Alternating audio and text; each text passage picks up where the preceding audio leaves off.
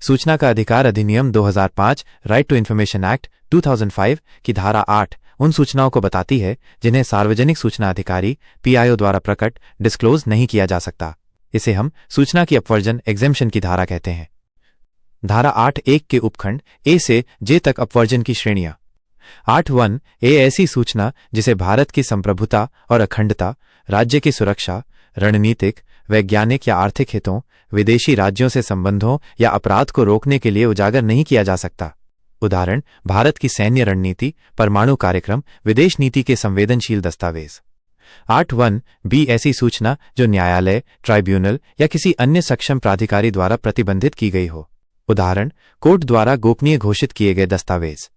8(1) सी ऐसी सूचना जिसका प्रकटीकरण संसद या राज्य विधानमंडल की विशेषाधिकारों का उल्लंघन करता हो। 8(1) डी व्यापारिक या वाणिज्यिक गोपनीयता, बौद्धिक संपदा या प्रतिस्पर्धा को प्रभावित करने वाली जानकारी। नोट: यदि सार्वजनिक हित इससे अधिक महत्वपूर्ण हो तो जानकारी दी जा सकती है।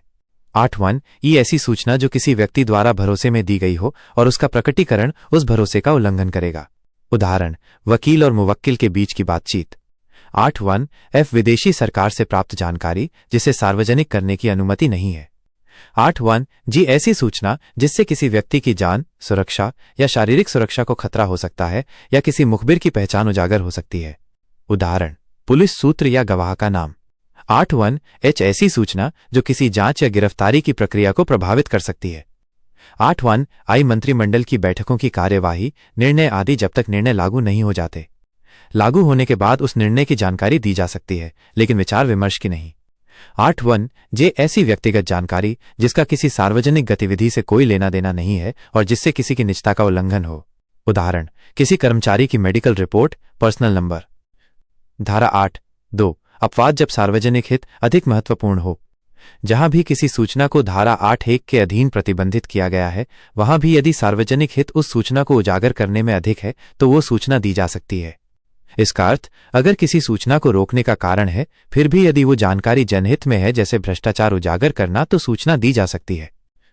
निष्कर्ष: उपखंड अपवर्जन का कारण, जनहित में प्रकटीकरण संभव। राष्ट्रीय सुरक्षा, न्यायालय का निषेध। सी विधायिका, विशेषाधिकार। डी व्यापारिक गोपनीयता। ई भरोसे की सूचना, विदेशी सरकार से मिली। जी व्यक्ति की सुरक्षा को खतरा। एच जांच में बाधा। आई मंत्रिमंडल की गोपनीयता। जे व्यक्तिगत सूचना।